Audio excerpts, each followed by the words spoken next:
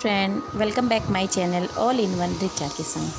Friend, कई बार ऐसा होता है कि घर के कोनों में कुछ चीज़ें ऐसी पड़ी होती हैं जिनका इस्तेमाल हम घर में नहीं करते हैं, वो कोने में ही धूल खाती रहती हैं।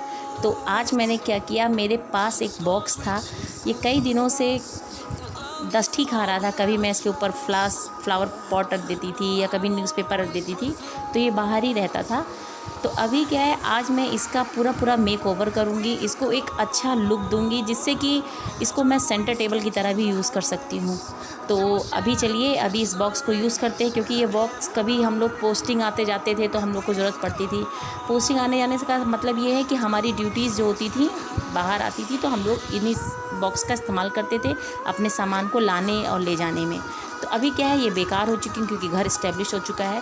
तो अभी क्या है, ये देखिए, मैंने ये जो बॉक्स है इसके ऊपर एक प्लाई मेरे पास पड़ी हुई थी, क्योंकि घर बना था तो उस दौरान प्लाई के टुकड़े काफ़ी पड़े हुए थे। तो मैंने क्या किया है, इसको ढक दिया है ऊपर से, क्योंकि इसमें जालियाँ हैं। तो जालियों से कोई सामान रखते हैं ना, तो वो डिसबैलेंस होकर नीचे गिर जाती हैं। तो वो शूट नहीं हो पाया, क्योंकि उस समय जब मैं इसको कर रही थी उस समय मैंने कैमरा नहीं ऑन किया हुआ था।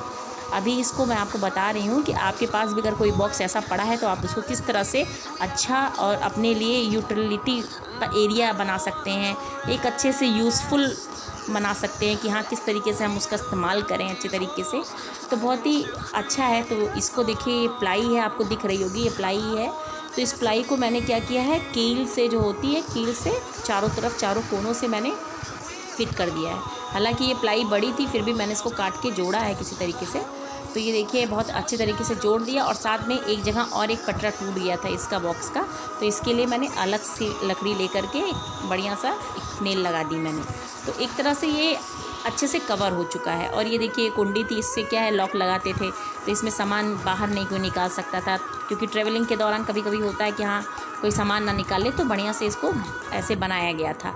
ये देखिए, इसका बेस बराबर नहीं था, इसीलिए मैंने स्पेशली बेस बराबर होने के लिए मैंने ये देखिए प्लाई लगा दी है।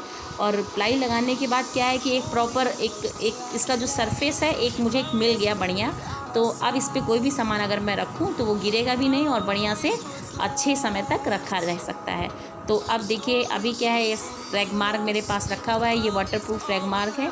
इसका मैं इस्तेमाल कर रही हूँ क्योंकि इसमें जो नेल लगी हुई है वो शार्प बहुत ज़्यादा है, तो वो क्या है, बच्चों के हाथ में लग जाएगी। और कॉर्नर भी इसका देखिए जो कटिंग किया है बहुत ही शार्प है, तो उससे क्या होता है, फिंगर या कहीं भी चोट लग सकती है। तो इसको मैं क्या करूँगी, इसी रैग मार्क से अच्छे से इसकी चारों तरफ से घिसाई करूँगी। और जो नेल है उसको भी मैं प्रॉपर घिस दूँगी। इससे क्या होगा कि जो नेल का जो तीखापन है वो ख़त्म हो जाएगा, शार्पनेस उसकी ख़त्म हो जाएगी। तो ये देखिए, मैं इसी तरह से इसको रैग मार्क से अपना घिसाई कर रही हूँ। इससे देखिए कि स्मूथ सरफेस आ जाएगा इसका। तो इसी तरह से मैं चारों तरफ कर दूँगी, और करने के बाद आगे का मैं बताती हूँ कि मैं क्या करना है मुझे।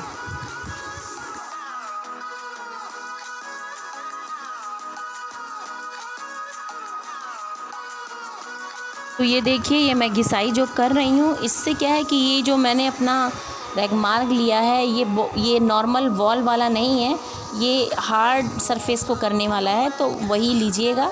इसका नाम क्या है, इसका नंबर एक है, नंबर मैं आपको डिस्क्रिप्शन में दे दूँगी। उससे आप कभी भी, आप भी जैसे कोई भी चीज़ आप करना चाहें तो इसी से करें, क्योंकि वॉल का रैग मार्क और जो नेल पे या लकड़ी पे जो रैग मार्क की घिसाई होती है वो उसका अलग अलग नंबर होता है। तो ये आप कभी शॉप पे जाएंगे तो आप ये एक बार ये पूछ के ज़रूर लीजिएगा, तो आपका काम अच्छे से हो जाएगा।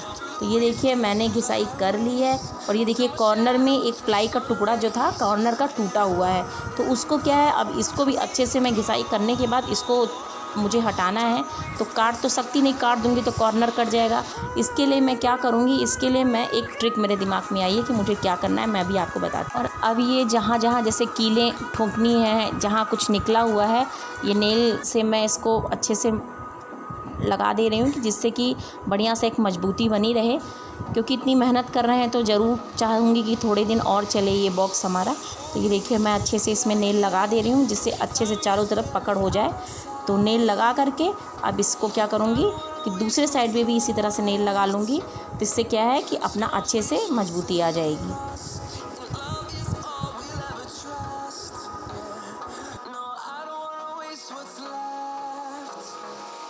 अब क्या है, अब मैंने लगा दिया। अब मैंने ले लिया है फेविकोल आप ले लीजिए, उसमें हल्का सा पानी मिला लीजिए क्योंकि गर्मी है तो फेविकोल जल्दी से ड्राई हो जाता है। हल्का सा पानी भी ले करके रखिए। और मेरे पास ये रखा हुआ है जूट की, मेरे पास डोरी है, ये जूट की रस्सी जिसे आप कहते हो वो है मेरे पास। अभी क्या करूँगी, मैं जो कॉर्नर वाला एरिया है इसका जितना भी चारों तरफ है, मैं इसको इसी जूट की रस्सी से लपेट दूँगी। इससे क्या होगा कि मेरा जो कॉर्नर का जो शार्पनेस है वो ख़त्म हो जाएगी। हालांकि मैंने अपनी तरीके से मैंने उसको अच्छे से घिसाई कर दी है, फिर भी एक थोड़ा सा नया लुक भी सामने आ जाएगा और देखने में भी अच्छा लगेगा। तो मैं इसी जूट की रस्सी से पूरा चारों तरफ इसको लपेटूँगी। पहले ये देखिए मैं फेविकोल लगा ले रही हूँ। फेविकोल थोड़ा थिक लगाना है जिससे कि अच्छे से रस्सी पकड़ में आए, नहीं तो फिर छूट जाएगी, खुल जाएगी। तो इससे अच्छे से पहले फेविकोल लगाना है और लगाने के बाद फिर रस्सी को लपेटना है। तो चलिए रस्सी लपेटते हैं।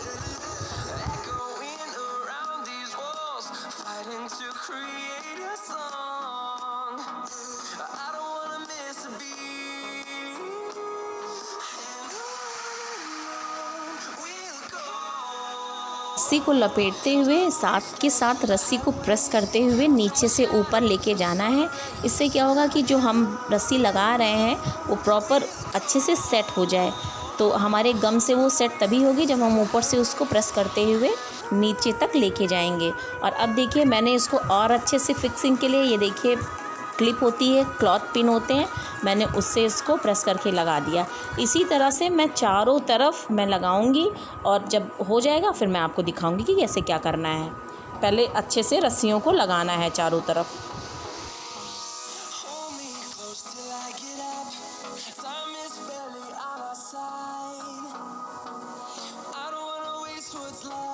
तो ये देखिए मैंने चारों तरफ अच्छे से रस्सियों को लपेट लिया है। अब उससे क्या है कि एक हमको दिमाग में रहता है ना कि कहीं ऐसा ना हो कहीं चोट लग जाए, हाथों में चोट लग जाए। अब क्या है, अब टेंशन ख़त्म। इससे क्या हो रहा है कि चारों तरफ से ये एक फिक्स भी हो गई और देखने में भी इसका लुक थोड़ा अच्छा आ रहा है। तो इससे क्या हो रहा है कि हमारा जो एक टेबल का एक सरफेस होती है वो हमको प्रॉपर मिल चुकी है। अब देखिए इसीलिए मैंने इसको जूट की रस्सी लगाया था कि थोड़ा सा लुक भी चेंज हो जाए और देखने में भी थोड़ा अच्छा लगे। अब ये सारी चीज़ें मैंने कर ली हैं। अब ये गम है तो इसको सूखने में भी टाइम लगेगा। जूट की रस्सी लगा रखी है तो इसको क्या है अभी फिक्स होने में करीब 1-1.5 घंटे लगेंगे। तो ये देखिए मैंने तो कर लिया अपना, मेरे हाथों में गम लगा हुआ है। अब मैं इसको साफ़ करूँगी और तब तक ये सूख रहा है और मैं थोड़ा सा ब्रेक के बाद अभी आऊँगी। जब ये सूख जाएगा फिर मैं इस पर पेंट करूँगी। तो ये देखिए अब हो गया है, इसको मैं छोड़ देती हूँ थोड़ी देर के लिए।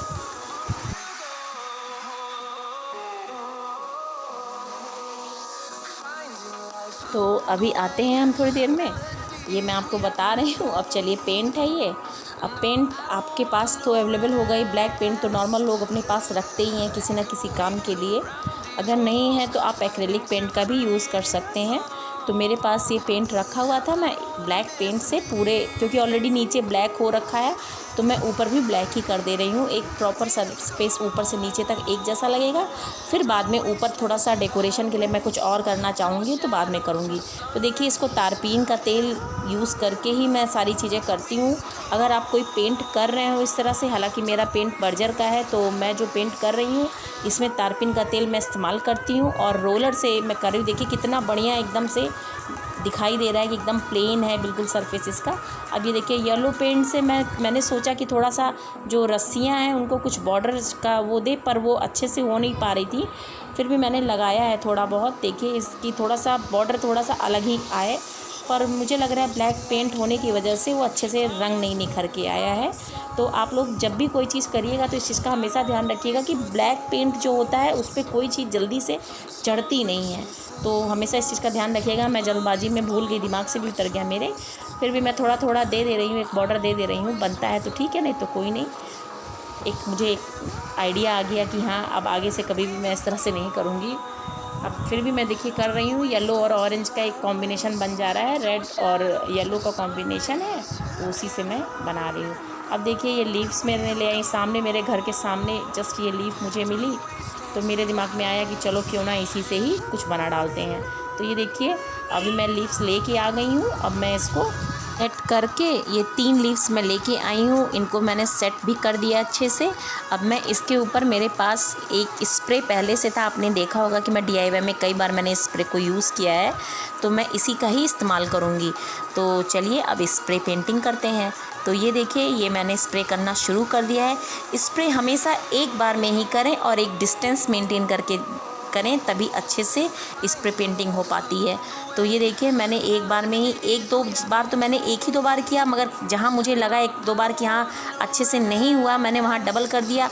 डबल नहीं करना चाहिए, करना एक बार में ही सारे अच्छे से स्प्रे करना है, बार बार नहीं करना है। बार बार करने से वो अच्छी सी फिनिशिंग नहीं आती है। तो ये देखिए, मैंने स्प्रे कर तो दिया है, अब देखते हैं रिज़ल्ट क्या आता है। तो चलिए अब दिखाते हैं हम आपको अपना रिज़ल्ट। क्योंकि ये स्प्रे पेंटिंग थी, इसलिए ये जल्दी से सूख जाती है, और जो नॉर्मल पेंट होते हैं उनको सूखने में वक्त लगता है, तो इसलिए ये अब सूख चुकी हैं। तो अब इनको लीव्स को हम हटा सकते हैं। तो चलिए अब देखते हैं। वैसे ही ये इतनी सुंदर लग रही है, हटाने के बाद तो मुझे लगता है अच्छी ही लगेगी। तो देखिए, मैं हटा रही हूँ ये फर्स्ट लीव। देखिए कितना अच्छा, मतलब उम्मीद भी नहीं कर सकते कि हाँ इतना अच्छा भी पेंटिंग हो सकती है, वो भी मैंने किया है।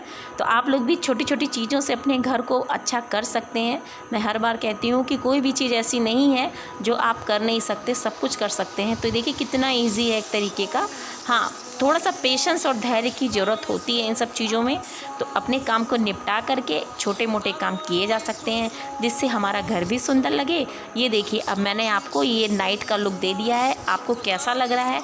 आपको पहला वाला लुक अच्छा लग रहा था कि ये सेकंड वाला? अगर आपको इन दोनों में से कोई भी लुक अच्छा ज़्यादा लग रहा हो तो मुझे कमेंट करके ज़रूर बताएं।